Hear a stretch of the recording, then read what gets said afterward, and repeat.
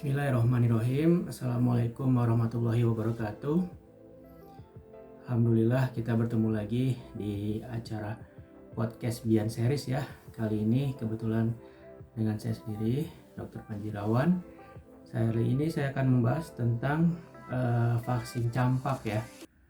Vaksin campak yang memang nanti akan masuk ke dalam program Bulan Imunisasi Anak Nasional, dan kita ingin membahas apa sih gunanya vaksin campak itu. Ada berapa macam vaksin campak sih yang ada di Indonesia? Oke, kita mulai ya. Bismillahirrahmanirrahim. Jadi seperti yang biasa kita sudah pelajari sebelum-sebelumnya ya, kalau dari penyakit menular atau penyakit infeksi, kita mengetahui adanya namanya basic reproduction number R0 atau RO ya. Ini kita bisa lihat perbandingannya. Kalau misalkan kita bandingkan dengan COVID-19 ya, itu sekitar 2-5. Kalau misalkan untuk campak itu sangat besar ya, sekitar 12-18. Dia bisa menularkan kepada 12-18 orang lainnya. Kemudian mumps ini sebagai gondongan ya. Kita sebut mumps ini sebagai gondongan, dia RO-nya itu bisa 4-7. Sedangkan untuk rubella dia 6-7 ya, mirip dengan varicella. Oke, kita bahas satu persatu ya. Dari campak pertama, bagaimana sih cara penularan campak? Ya, penularan campak kita sudah ketahui dia melalui aerosol ya. Aerosol yang dihasilkan selama batuk atau melalui kontak langsung ya, kontak langsung dengan sekret pernapasan yang telah terkontaminasi. Masa inkubasi atau masa di mana virus sudah masuk ke dalam tubuh kemudian timbul gejala itu kurang lebih 2 minggu namanya ya. Kemudian dia fase awal-awalnya biasanya ada demam ya, disertai dengan batuk.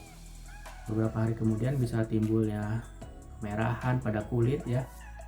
Terus dia juga bisa kadang di matanya juga bisa merah. Terus adanya kalau kita periksa di tenggorokan ya, itu kita sebut di bahasa kedokterannya bercak koplik ya. Komplikasinya apa sih yang kita takutkan dari campak itu? Jadi komplikasi dari campak itu takutnya terjadi infeksi oportunis ya, dimana ketika daya tahan tubuh itu rendah atau pada keadaan imunosupresi atau keadaan sistem imun kita sedang rendah, itu bisa terjadi infeksi oportunis. Kemudian bisa terjadi komplikasi pada pernapasan, nah, bisa terjadi otitis media, bisa terjadi mastoiditis ya, ada infeksi di daerah mastoid. Kemudian bisa jadi pneumonia juga.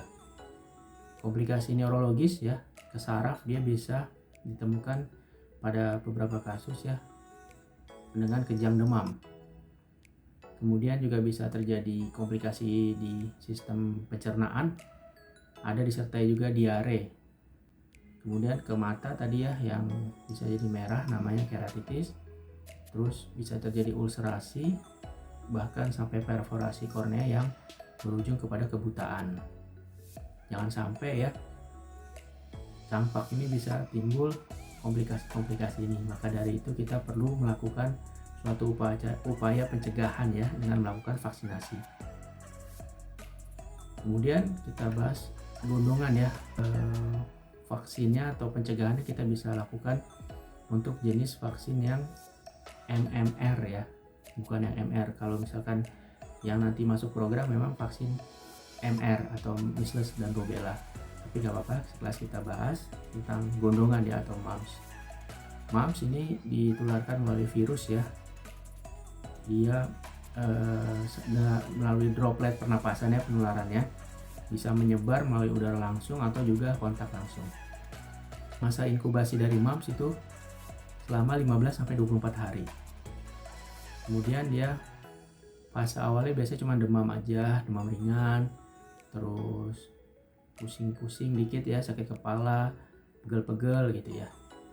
Nah, dia biasanya yang khasnya itu adalah pembesaran di kelenjar parotis ya. Kemudian juga bisa berpengaruh ke sistem saraf pusat, bisa juga ke saluran kemih dan juga organ genital. Nah, mumps ini memang virusnya itu bisa komplikasinya bisa kemana-mana ya, bisa juga ke organ testis ya, kalau kita ketahui seperti orchitis ya, itu juga bisa terjadi karena infeksi dari virus ini. Parotitis adalah manifestasi atau gejala dari mumps yang paling umum. Biasanya terjadi 2 hari pertama ya. Terus juga bisa terjadi orchitis, tadi kita sudah sebut ya, orchitis itu biasanya 12-66% itu mempengaruhi pada pria. Rubella adalah infeksi virus yang menyebar melalui tetesan uap air dari hidung atau tenggorokan. Dia perlu waktu kira-kira 2-3 minggu dari virusnya masuk sampai timbulnya gejala. Gejalanya biasanya khas ya, merah-merah ya, terus di kulit merah-merah gitu, terus kadang ada gatal ya, bisa kelenjar getah bening di sekitar kepala dan leher itu agak bengkak. Terus kemudian bisa ada demam, batuk, dan pilek. Yang paling kita takutkan pada rubella ini apabila menginfeksi seorang ibu hamil ya. Kita takutkan nanti bisa menyerang kepada janin yang ada di dalam kandungannya. Terjadi konsekuensi yang sangat serius ya, bisa keguguran dan juga bisa ketika bayinya lahir bisa cacat. Atau mungkin juga ketika lahir pertumbuh kembangnya itu tidak baik ya, dari segi pendengaran bisa ada ketulian. Biasanya congenital rubella syndrome itu gejalanya bisa 43% itu terjadi katarak ya pada bayinya. Kemudian bisa juga ukuran kepalanya kecil ya, atau disebut dengan mikrosefali. 60% biasanya ada pengurangan pendengaran ya. Kemudian 51% bisa terjadi kelainan di jantung. Berat bayinya ketika lahir juga rendah. Kemudian kita bahas juga tentang varicella ya. Varicella ini kebetulan belum masuk ke imunisasi program. Jadi varicella itu menyebarnya melalui droplet dan aerosol dari daerah nasofaring atau di tenggorokan. Sebelum timbul lesi, awalnya biasanya inkubasinya selama 10-21 hari.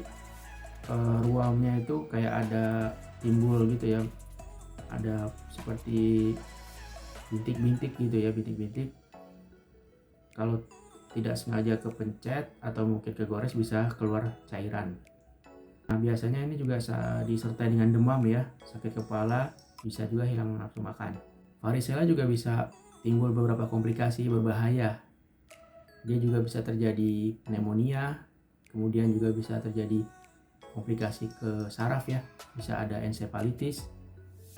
Kemudian bisa juga komplikasi yang kita takutkan, misalkan ketika seorang anak sudah terkena varicella, ketika dia sembuh itu virusnya bisa dorman ya, atau tidak aktif di dalam sistem sarafnya, dan ketika nanti sudah usia lanjut dikhawatirkan bisa timbul herpes zoster.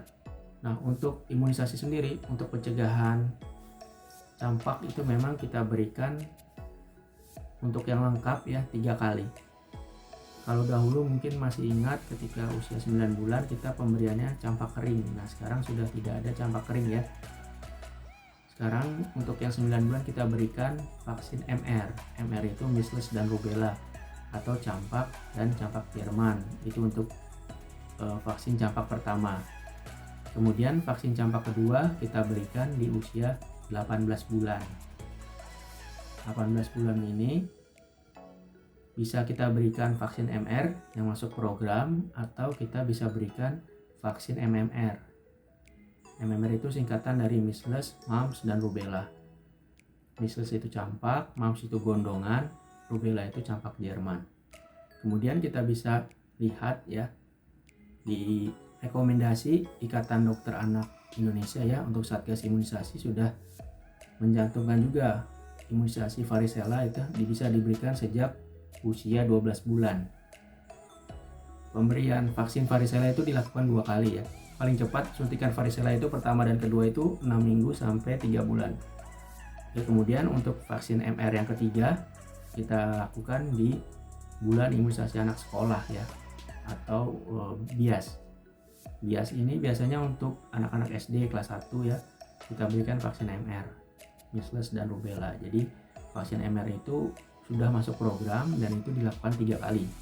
Pertama di usia 9 bulan, di usia 18 bulan dan juga di usia 5-7 tahun, usia anak SD kelas 1. Untuk vaksin tambahan ya, seperti tadi varicella itu bisa diberikan secara terpisah.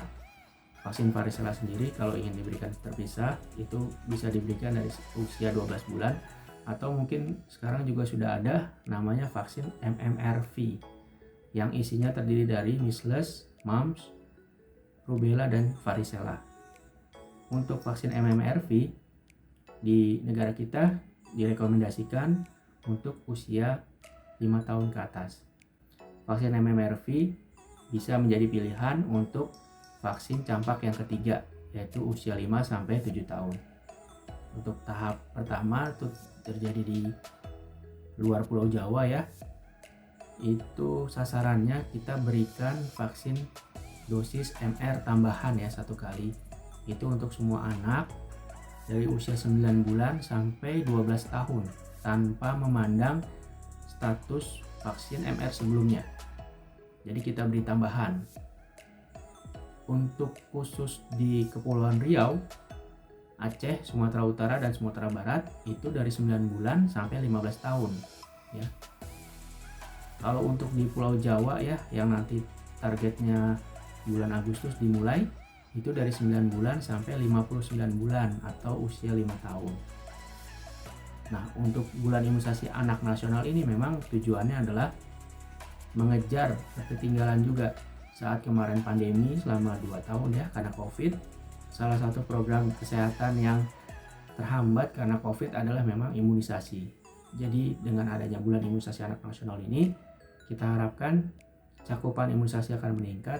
Jangan sampai anak-anak kita terkena penyakit-penyakit yang dapat dicegah dengan imunisasi. Mungkin cukup sekian dulu. Terima kasih sudah menyimak video ini. Ternyata 95% dari teman-teman yang menonton belum subscribe. Jadi jangan lupa di subscribe dulu ya. Dan jangan lupa dinyalakan lonceng notifikasinya biar tidak ketinggalan kalau ada video baru. Ayo ajak anak Indonesia untuk ikut bulan imunisasi anak nasional agar semua anak Indonesia bisa terlindungi dari penyakit-penyakit yang bisa dicegah dengan imunisasi. Billahi taufik wal hidayah. Wassalamualaikum warahmatullahi wabarakatuh.